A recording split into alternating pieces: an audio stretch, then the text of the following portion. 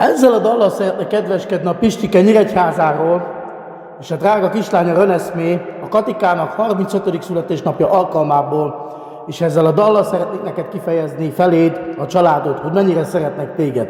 Áldjon meg téged a drága Jóisten 100 éven keresztül. Boldog születésnapot!